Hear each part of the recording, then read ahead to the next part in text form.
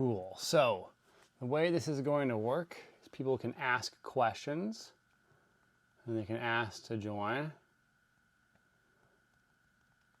And I'll start talking there because I have some stuff I want to cover myself because I've had tons of questions, but I got to pin this comment real quick. Cool. So lots of people want to know where I'm at in regards to this attempt to become a professional basketball player. And we'll just go from the very beginning and kind of work to now. It'll be pretty quick, just so everyone has a background. In January this year, I decided that I wanted to combine my knowledge of sports science and basketball to see if I could become a professional basketball player. In that, I had the understanding initially that I wasn't good enough at basketball. So the first step was to see if I can get good enough at basketball. And then along the way, opportunities would come up. And so as I progressed and showcased myself online, I had Aberline Drive reach out. And that's kind of the first, presented opportunity. That was they reached out in May. No, it might have been June. In June, end of May, June-ish area time. They said, hey, you can come and, possibly play on our team in terms of playing time. Come and compete and go there. And so that started in July 19th. And then in July 19th to August 2nd is the length it lasted. So we started off in Indiana. We played 3 games there, won all 3 games, won the Indiana division region area. Then we went to Houston. We had a little small break in between for a couple days. Played there, beat the Penn State alumni team. And then we went to Philadelphia, and we lost in the semifinals versus Houston. Obviously, it's the last second shot at all of them, but by 1 possession. And so during that time period, I had an opportunity I didn't play minutes in the tournament, as you guys know. But that's okay because I probably wasn't, I was our worst player on a good team, but I had the opportunity to go through a very professional situation. So we did scouting reports, we did team prep, we handled it like a professional team, which is a wonderful thing for myself because there's a lot of aspects that you forget as a former player, then taking 10 years off and then playing again, that were second nature to you when you played, but then not second nature to you when you get back to it. One of those things is focus. Simply being able to focus and practice and look at a install of a play and understand where everyone is going to be in that play. The focus to go through certain drills, not make mistakes. It's almost like you're back in class again as a student. So I didn't expect that to be kind of an obstacle. It wasn't really an obstacle, but it was something new, which is really important because I saw that opportunity with the TBT and Aberline Drive as a stress test. So I've been building myself up to be at a certain level. Let's go test it and see where I stand. From a personal takeaway, I was actually pleasantly surprised with how well I could compete against other players. These guys are really good basketball players. This is not the level of, the guys in that team have played many years professionally. Guys that were NBA veterans have played in the highest level of basketball you could possibly imagine. To think that I could go from a Division III bench player, take 10 years off, and then be at that level is silly. I know that. So going there and being able to compete and play and not be like a fool at that level and really be at that, intensity is an awesome sign. And so then I'm coming back from that in August, and it's August, I'm not sure what date it is. Is it the 19th? I have no idea. Apologize. To now, got back August 2nd. Here I am now. Now it's like, okay, let's look at what I want to do with my career, how I feel I can get better, and go from there. And so going into the TBT, I was working on certain things that I was like, I think this is really going to help me if I do get a situation to play, to perform well. Now I have a lot more freedom because my next step I'm looking at places, which I would personally like to play, is like the NBL 1 or the CEBL. That's the Canadian League in the summer, or the Australian Tier 2 in the summer. Both would be awesome opportunities. I have a little bit more of a runway time frame to get there, and so there's some skills that I think I would need to have, a little bit more off the bounce, a little bit off the dribble, that will challenge myself to get better, but also then be a higher asset value to those teams. And so right now I'm working on things that I'm not very good at, or at least used to doing. I can handle the basketball just fine. When I played 10 years ago, we weren't allowed to dribble as much as people are allowed to dribble now. The game was very different. So I have to play in games and then see how the game is played now, go back and work with a skills trainer, and then develop that. And so I'm in that situation where I feel like I'm good enough, I can compete, and now it's about getting footage together, at the same time building certain things on the side, and then compiling enough footage as I seek out, hopefully, what would be an agent or some sort of representation, so I can now get myself some exposure, because the first step was to get good enough. The second hurdle is to be good enough and show people you're good enough. That's pretty tough. It's a frustrating situation. It's a fun situation.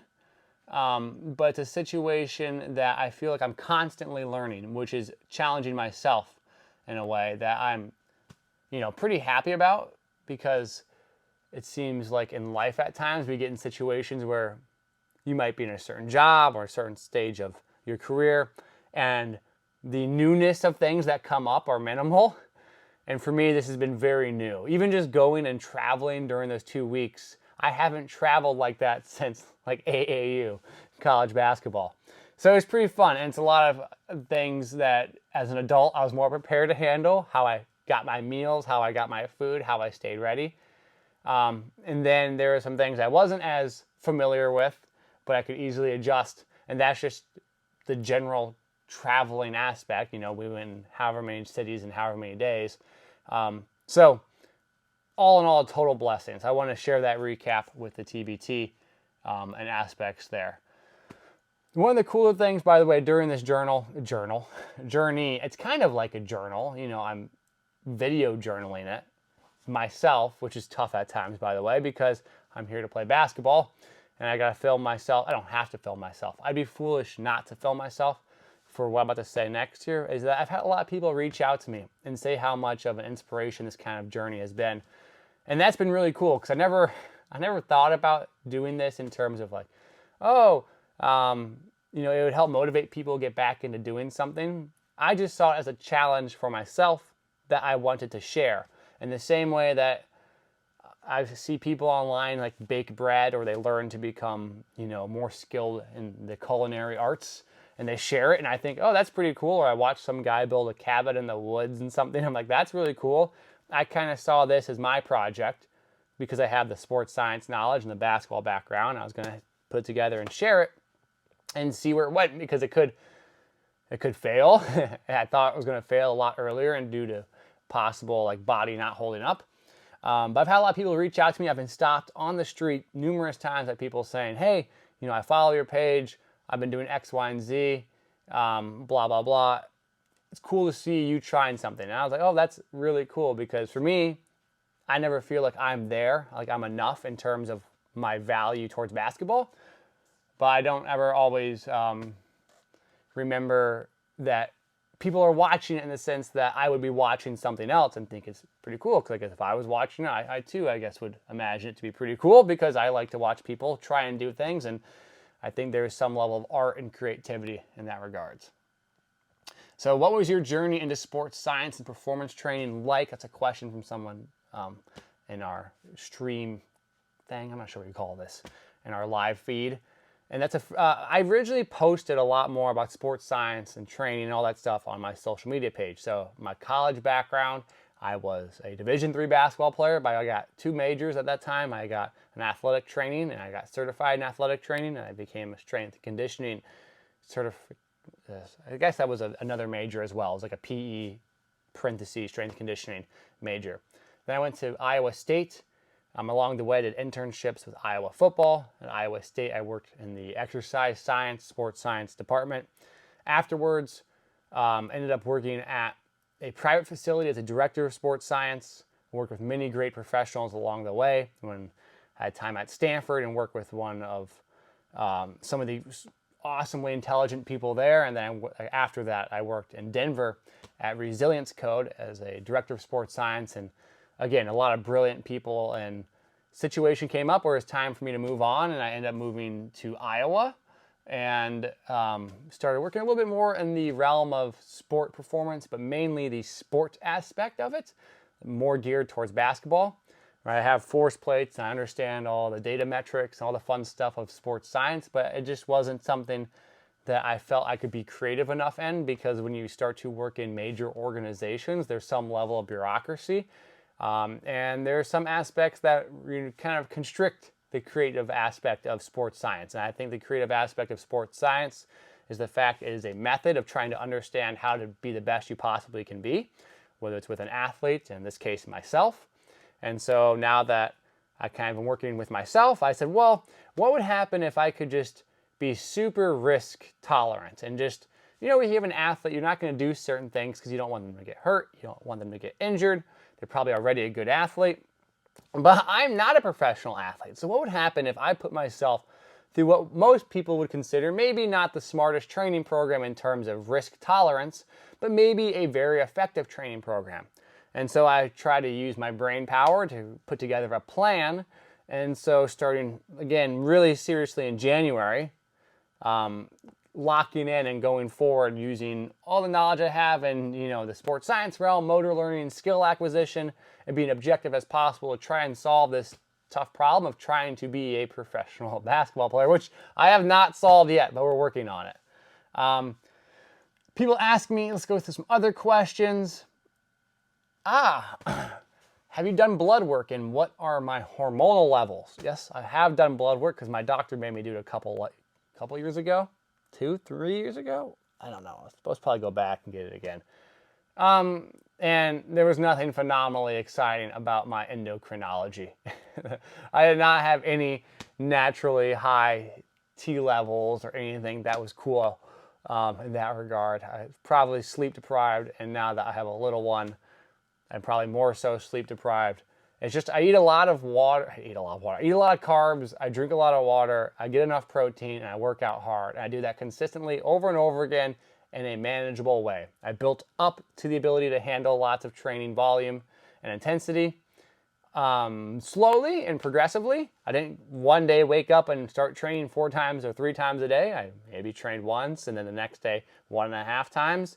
I would alternate that for a week or so, and I built up the ability to handle more and more volume. Just like the same way a runner who wants to run and prepare for a marathon might slowly build up mileage to then at first 1 mile is kind of tough on them, but later down the line, maybe 15 miles is only kind of tough on them. So you built up that capacity. So unfortunately, I don't have anything magically cool about my ability. Let's go through some other questions we have here. So I wanted to share an aspect about social media that I have found interesting, and part of why I don't want to say share as much sports science, but it seems like while social media at times is really cool because you get to interact with people, like I sit on here and have conversations with people, by nature it's attentiveness that drives interest. So people want your attention, look at attention, have attention. And so it's the constant attempt to showcase what you're doing maybe is more right than someone else. And I found that to be kind of frustrating because the nature of science is kind of like the unknown aspect. There are some things we do know. There are some things we don't know. There's some principles we have. We have some understandings of complex methods. And then there is some argument around interpretation. But it seems like a lot of times it turns into self-validation. And this, I'm going to segue this into basketball, I promise. And you're constantly doing things in hopes someone is going to tell you that you're doing it right. This is the same concept that I encountered again in basketball. When I started doing what I'm doing here again, I reflected back on my journey as a basketball player in Division III. And so often I did things in hopes my coach would tell me I'm doing something right, in hopes someone else would say I'm doing something right.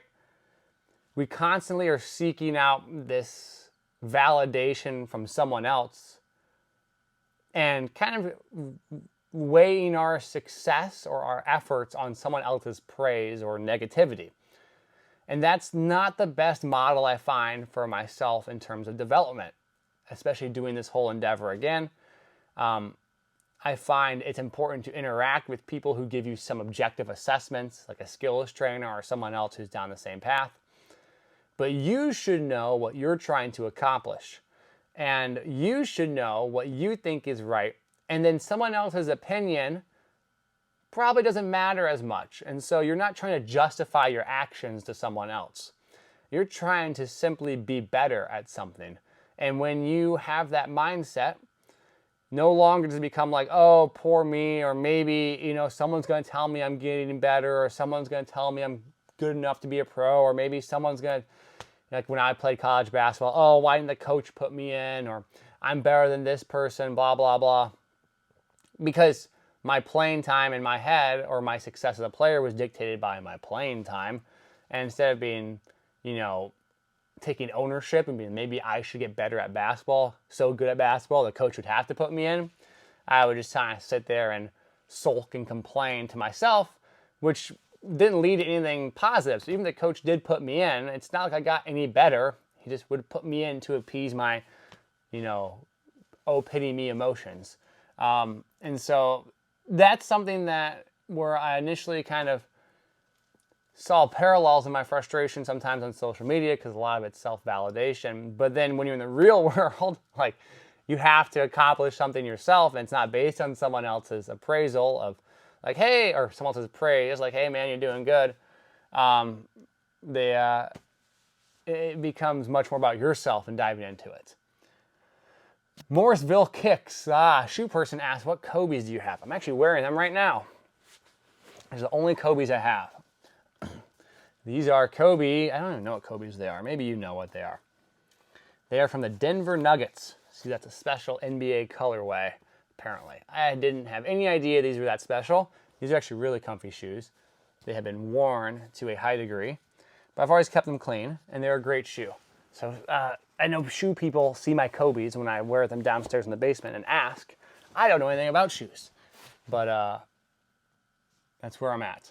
I have those Kobe's, and I wear the LeBron Next and XXTs for games and play. I like those a lot. Let's go through some other questions people have here. And I probably have one more topic. Yeah, I have a whole bunch of questions. I'm sorry, 1 second as I go through this. I'm trying to get to the most recent ones because I am really far behind. All right, cool. So I wanted to cover this last aspect, and this is the aspect that I was watching the Indiana Fever yesterday. I'm in Iowa. Obviously, Caitlin Clark's a big deal because she's from Iowa. And this isn't necessarily to do with her. It has to do with basketball and interesting aspects about synergy and value.